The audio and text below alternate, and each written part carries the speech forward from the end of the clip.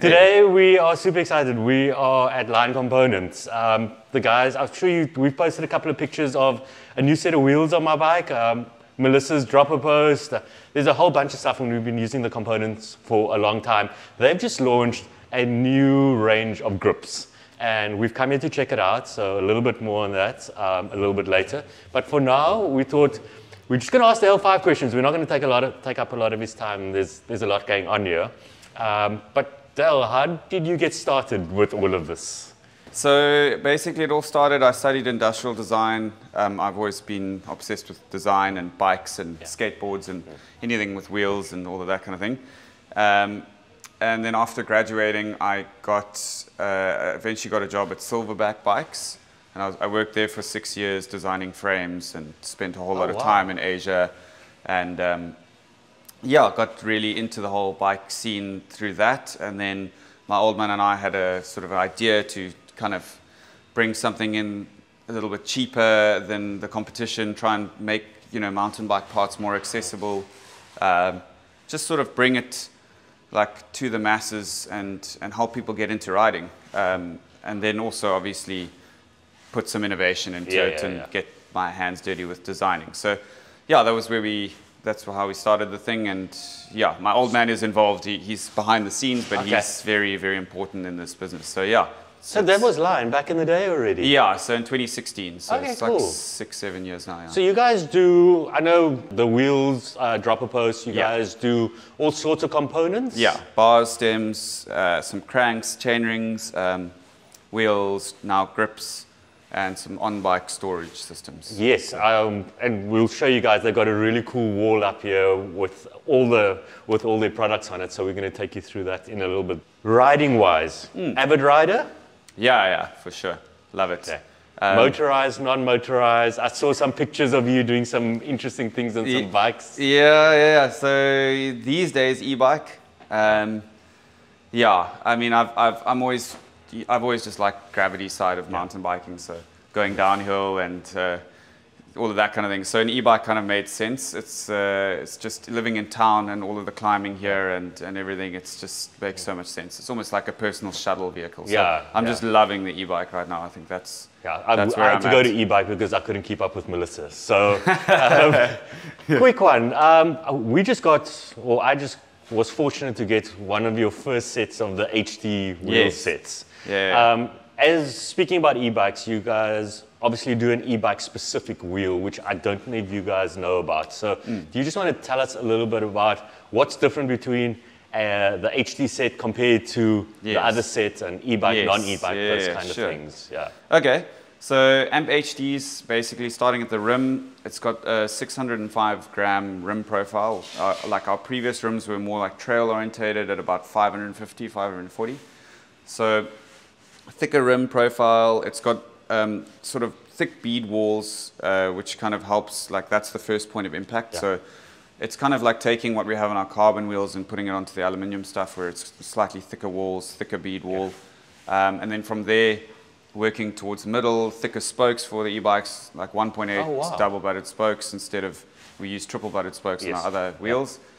Brass nipples, double square nipples, which is important, so those are super durable. And then down to the hubs. The hubs that are on those wheels have got like a steel axle, steel freer body, thicker flanges, thicker brake tabs for like massive rotors. So every little detail possible is sort of optimized for e-bikes and all the forces that they put into the wheels. So now you guys know, you need e-bike wheels, you know who to speak to. Yes. You can buy straight off their website, which is something that we've done before. So head over to Lyne Components. We'll put all the details down below. I've got a question that I've wanted to ask, which has been on my mind, not just with you specific to Lyne, but people who do gravity riding say go aluminium wheels. You guys have carbon wheels. Is that a thing? I don't know. What I can say is that carbon's a lot stronger than you think. Okay. Like it's incredible. There are times where I've bashed my carbon wheels into stuff and I've been like, that definitely would have been a ding in an aluminium rim. And it's dead straight, there's not even a scratch. So it depends. I mean, then there is that point where you push it too far, then it fails. So it's a tricky one. I think you just have to choose the right carbon rim and also look at the rim weight, because I mean, there's carbon rims that are 300 grams, and then there's 700 gram plus rims that the guys are riding in the World Cup circuit right now. A 700 gram carbon rim would be like the equivalent of like a 1.1 kilo aluminium rim. So although it's carbon fiber, at 700 grams, you're nearly looking at like 75% of that heavier into aluminium. So just remember that they're not all the same. And it's just a case of choosing one. And if you are riding gravity, just a really heavier, like sort of a more heavy layup will sort of keep you going. So it depends. Some people prefer the fact of like an aluminium rim, you can straighten it on the trail. There's a less chance of you like actually having a failure, although carbon in most cases will survive the big hits. So that's a catch-22. Cool. That's interesting. At the back of me, we've got a 3D printer that's busy printing something. You want to tell us a little bit about what you guys do with these kind of things? Yeah, sure. So that's a part of a new lever we're working on for the droppers. So what we'll do is obviously get stuck into CAD, which I'll show you later, go through the whole design of the thing, and then the beauty of it is we can put it on a 3D printer. I can physically print levers that I can actually go riding with. I mean, they'll last a couple of rides. They will break. They're not a long-term thing, but it's perfect. It just gives me enough to like do a couple of rides, get the feel of the lever, quickly make some more changes, print another one, try it again. And so I love 3D printing. I use it all the time, wherever I can, to just get a test feel for things. Sometimes we just use the 3D printing physically just to look at something. Because you lose scale in CAD. Like you can often, you're blowing up a part this big to this size and working on it, and you absolutely lose that like scale and feeling. So it's nice to have something in your hand and actually look at it.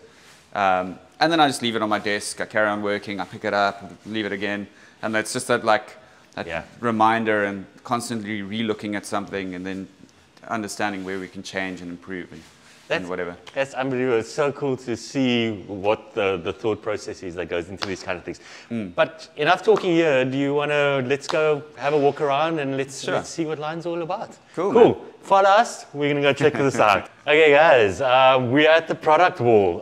So this is where all the cool stuff happens. So Dale's going to take us through a little bit of a summary of what they stock so that you can see what they stock. Again, we're going to put the link down below. Go check out the website. There's so many cool things in the shop that I would love to take home with me. But Dale's going to just take us through and just show us some of the stuff. Cool. So, no problem. Okay, so starting over here, we've got our cranks. We do like really affordable crank sets. Just we have two ranges, the Pulse and the Amp. These are forged. These are CNC'd, or CNC'd and forged. So Melissa's actually got a set of those on a bike at the moment. Okay. And then we've got a whole range of different chain rings. They're all 7075 aluminium. We do have one or two steel, but mainly 7075, really high quality, nice that's chain a lot stronger than the steel? No, with mountain biking, with e-biking? Yes. Steel's good for e-bikes, definitely.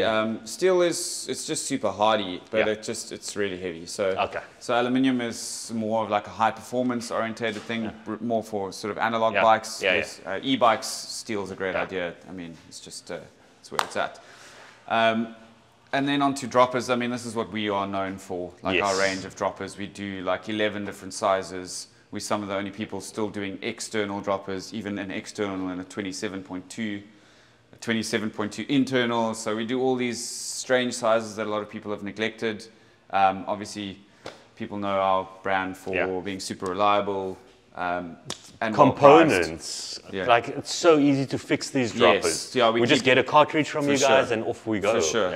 And the main thing is that we didn't, we do backup parts on the droppers not to make money. It's because we don't believe in people throwing stuff away. Like when you have a perfectly good dropper that could just do with a service or a new cartridge and you can get another 3 years out of it, we would prefer somebody do that than actually buy a new product.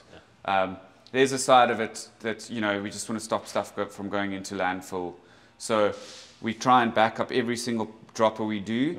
We try and keep spares for years after we've discontinued that post so that people can still revive them, rebuild them. That's great to know. Yeah, that's it. And then we've got 2 different levers. We even do an overbar lever. This is a new lever, though. That's a new-ish lever. New-ish. Yeah, we are on our 3rd lever now.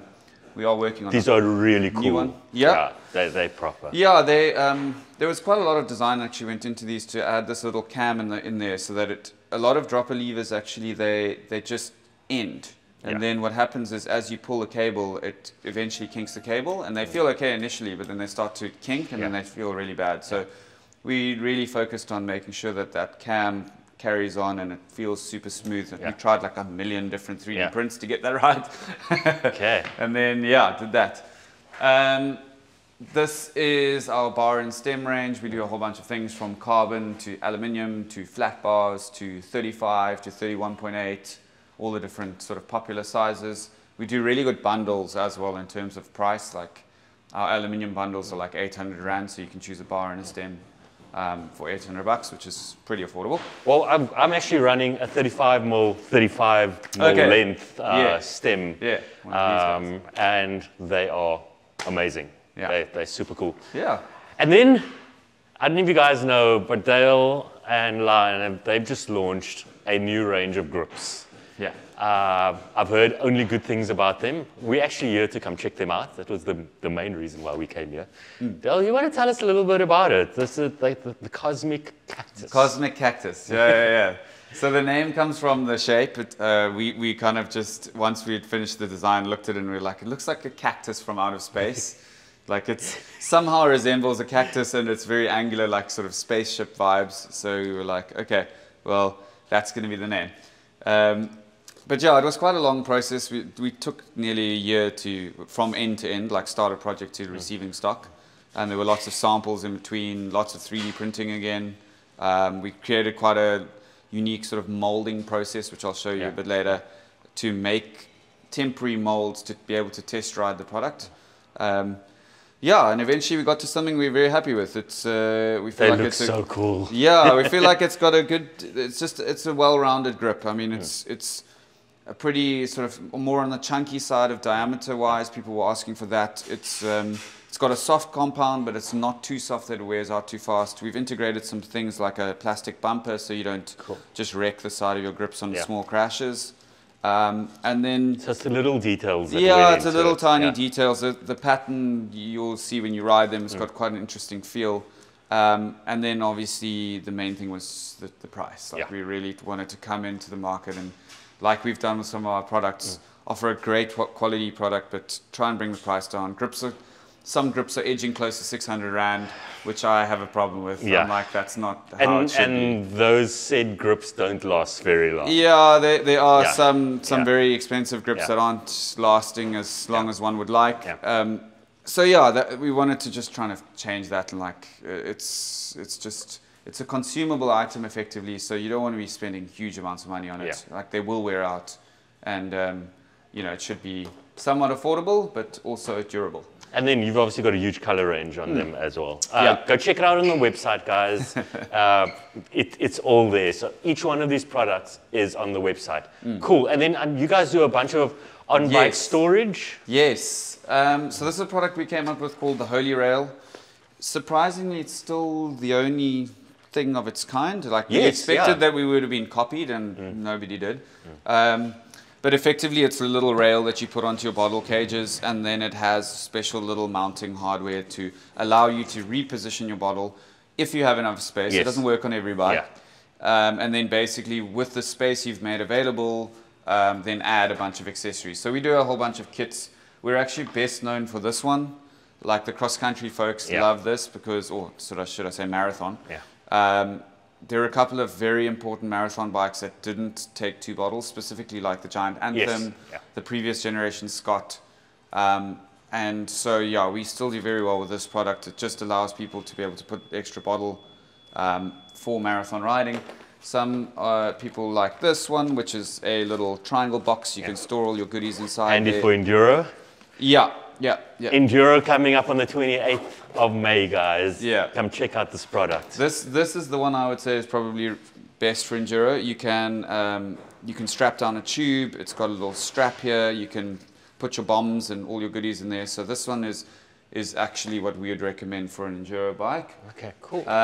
Then yeah, alternatively, we've got all sorts of other things. We do little tools that integrate inside here. We've spent a lot of time developing a nice little integrated tool. We've got That's amazing. Yeah, we do little small things like the CO2 bracket. It was Yes. one thing that Yeah. we felt like really needed an update, like those ugly steel brackets. So we made something that's adjustable as well as flippable, and it has a whole bunch of features. Comes with rubber O-rings, so you can put them around your bombs and not have any rattling on the frame. So it's just trying to look at like It's the every little single things, thing to try yeah. and not, you know, just try and improve riding. And then this tool, I don't know if you've ever seen Yes. this, it's called a Shred Zeppelin. It's a tubeless repair tool, looks like a bomb. You can actually open it up. It's got your prong and your plugs, they live inside there. And basically you can adapt it to do different things. So the first thing is to turn it into a plug applicator.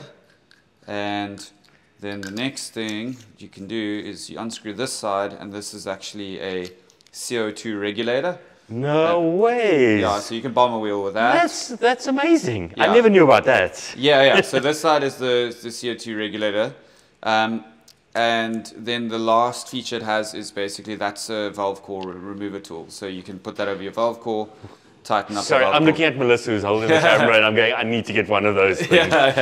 Yeah, so it's got all the little features all in one. So basically, if you have this and a CO2 canister on your bike, can do everything. most of your riding is sorted. Then if you put one of these tools on behind your bottle cage, that's what I run on my bike. I've got tubeless repair, all the tools I need, and a CO2 canister, and that's all I ride with ever, basically. How cool you don't need to is carry. that? You don't need to carry bags of stuff. It's Yes, just that yeah, those are the yeah. essentials, and yeah. So effectively, this is the setup I run. So it's Shred Zeppelin, CO2 bracket, multi-tool holder, and then I just plug a bomb in there, and I've got everything I need. And then I don't have to ride with my hip pack. Exactly. That's the idea. That's amazing. Yeah, that's it. Cool. And now And the then- really exciting good stuff. So we've got a whole range of wheels. We'll turn around soon and look at the other ones. But Pulse, we still very much cater for cross-country marathon riding. This is a 28mm inside lightweight marathon wheel. We've had super good reception with those. People seem to love them. And then the one we were speaking about earlier, which is the Amp HDs. As I said earlier, it's just a nice... I have a set of those. Yeah, exactly. And they look great And on they your are bike. awesome. And what I was trying to say earlier was that you can see the bead wall's quite thick here. Yeah. Like the idea there is that this is the point of impact, nice and strong. And then You can actually notice the size of the spokes. yeah, now. you can absolutely. Yeah. If you compare them to that, it's Yes. visually bigger. Yeah. The other thing I forgot to say earlier is that we don't only do this on the e-bike option. We do have one with a regular hub and thinner spokes for enduro Okay. bikes. Okay. Yeah, with a high engagement hub on as well. Okay. So we have two variations of this. So we do it as an e-bike wheel set or as an enduro heavy duty, heavy hitting wheel set. Yeah. So there's two options on that. So, yeah. HD. Heavy duty. Heavy duty. Yeah, not There high- we not go. high definition. Okay, cool. Just checking. Yeah. Cool, guys. So that's some of the wheels. Dale's got one or two other really cool things he's going to show us, like some of the behind-the-scenes design stuff. So we're going to head over there now and check this out. Okay, guys. So we are going to have a look at how the Cosmic grips came about. This is the design. So I've got I'm so far out of my depth here now, but we have a pro. So Dale's going to tell us just a little bit about what went into creating these awesome grips. Well, as we were chatting before off camera, and Warren asked, like, how do you start something like that? And basically, the way that I'll start is sometimes a couple of hand sketches, and then I'll jump pretty much straight into CAD. And then I jump between 3D prints and CAD quite a lot, just because I like to physically feel the thing, and I can also pick up mistakes and improvement areas quite quickly. So we did a whole bunch of different designs, from ribs to, see if I can find some of these. some ribbed ones to conventional waffles with, there we go, some smaller kind of blocks. I wanted to try and sort of play with like how one could manipulate the feel and the rubber by lots of cutaways. Yeah. You can see this is where we're starting to get to the design of like where we were. We tried a whole bunch of different things with bigger blocks. Sorry, excuse the drilling. No worries. And yeah, eventually ended up with the design of the Cosmic Cactus. It combines like a ribbed design with the patterning of a waffle. So the problem with like a ribbed design is that they often like have a little bit too much of a vague feel. Yes. Yeah. A fully It's ribbed a bit more design. direct. Yeah, so the idea was bringing in these like sort of full waffle all the way around means that there's a little bit more control. You can feel them with your fingers. And then these grooves here are kind of, there's a thing like on a motocross grip where they often do is the motocross grips are often narrower right by the flange, and then they get thicker down the rest of it. And it kind of helps your hands sort of lock into something. Yeah. And you'll feel when you ride with these the first time, your hands naturally gravitate to fitting into that groove, and then when you're actually riding, you can kind of locate into where they are. So that's the idea behind those. Is kind of gives you a reference of where you are along the grip. And then, as I showed you, there's a plastic bumper on the side, and then the other thing I didn't really speak about, but is the grips have a little bit of float on them. Like there is a bit of flex in the plastic inner core. We tried different. So with the plastic core, that's polypropylene, and you add glass reinforcing. It's like fiberglass reinforcing. Yeah. But you can add different percentages of that to create different stiffnesses. So we tried some initially that had a very low percentage, and then we were like, no, they're too flexy. Let's put more glass reinforcing. And then when we actually tested the harder ones, we preferred the ones with the flex in them. Yeah. So it was kind of like an accidental discovery of like, actually, if we reduce the glass reinforcing, they actually move a little bit on the bar. You know, there's like brands like Rev Grips and stuff. They do that like to the extremes. But with this, we were just like, okay, we can actually integrate a bit of flex around the bar, and you know, not have to have those rubber bumpers and things inside. So it's just a much more simplified design.